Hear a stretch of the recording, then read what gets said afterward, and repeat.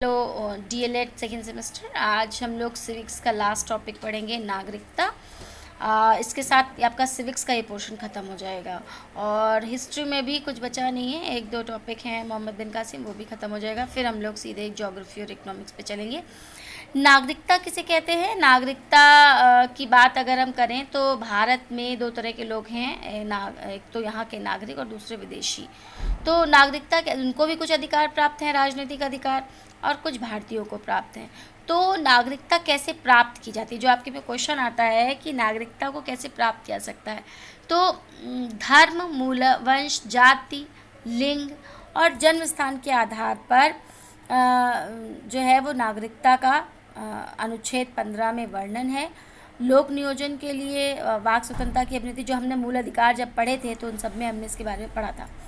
क्या प्रावधान है नागरिकता के? किसी देश में रहने वाले निवासी को नागरिक कहते हैं, तो हम जानते हैं कि नागरिक किसे कहते हैं। लेकिन वो ही व्यक्ति संवैधानिक रूप से कौन नागरिक होगा? वो व्यक्ति भारत का नागरिक नहीं होगा जिससे जो है वो अगर वो कोई दूसरे देश की नागरिकता को ग्रहण कर लेता है, क्योंकि भारत में एकल नागरिकता है। तो अगर कोई व्यक्ति या किसी दूसरे देश की नागरिकता को ग्रहण करता है तो उसकी नागरिकता, भारत की नागरिकता जो है वो स्वतः ही समाप्त हो जाएगी। संसद को अधिकार है कि वो नागरिकता के अर्जन और समाप्ति के विषय में सभी विषयों में विधि बना सकता है। मतलब कानूनन रूप से संसद किसी की नागरिकता को समाप्त भी कर सकती है। अधिनियम क्या था? नागरिकता अधिनियम 1955 है। जिस संविधान जब लागू हुआ था तो उसमें कुछ संशोधन किए गए थे। तो 86 में हुए, 92 में हुए, 2003 में और 2005 में ये नागरिकता के अधिनियम में कुछ संशोधन हुए।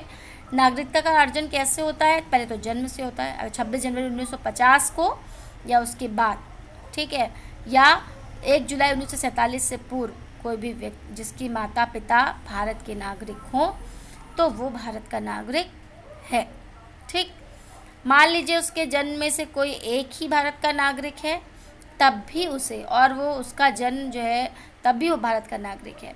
यदि किसी व्यक्ति का जन्म 3 दिसंबर 2004 के बाद हुआ है तो उसे उसी दशा में भारत का नागरिक माना जाएगा जब उसके माता पिता दोनों भारत के नागरिक रहे हों और जो है वो एक निश्चित समय तक भारत में रहे हों। कोई भी वंश के आधार पर कैसे होता है? जैसे वंशावली चलती है 26 जनवरी 1950 को, और परंतु 10 दिसंबर 1992 से पूर्व अगर कोई वंश के आधार पर भारत की नागरिकता चाहता है तो उसके पिता को उस टाइम पीरियड में यहाँ का भारत का नागरिक होना चाहिए।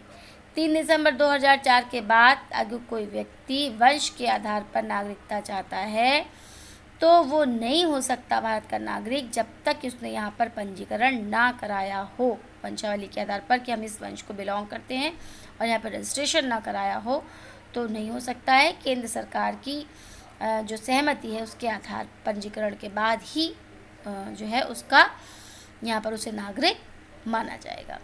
रजिस्ट्रेशन क्या होता है? जब केंद्र सरकार किसी को कोई आवेदन भरता है, केंद्र सरकार उसको ये परमिशन देती है कि आप यहाँ पर पंजीकृत हो सकते हैं।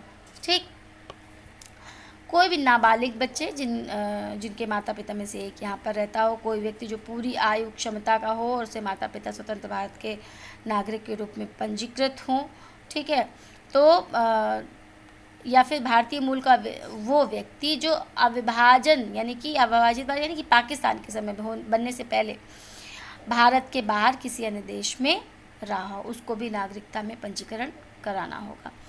प्राकृतिक रूप से क्या है? ऐसे किसी देश से संबंधित ना हो जहाँ पर भारतीय प्राकृतिक रूप से नागरिक नहीं बन सकते। ठीक, भारत में रहा हो, सरकार की सेवा में हो, कोई 12 माह या इससे अधिक, 1 साल से अधिक यहाँ पर रहने वाला हो, ठीक, और कैरेक्टर वाइज वो अच्छा होना चाहिए। तो नागरिकता की समाप्ति का कैसे हो सकती है? स्वैच्छिक त्याग, या तो कोई व्यक्ति दूसरी जगह की नागरिकता ले ले तो स्वैच्छिक त्याग से कर सकता है, बर्खास्तगी के द्वारा कर सकता है, और वंचित करेंगे यदि कुछ फर्जी तरीके से किसी ने नागरिकता प्राप्त करी है, संविधान के प्रति अनादर जताया है, या शत्रु में कोई युद्ध हो रहा है उसमें शत्रु राष्ट्र की सहायता करी है, ठीक है, तो उसकी नागरिकता स्वतः ही समाप्त हो जाएगी। तो ये आपका नागरिकता हो गया।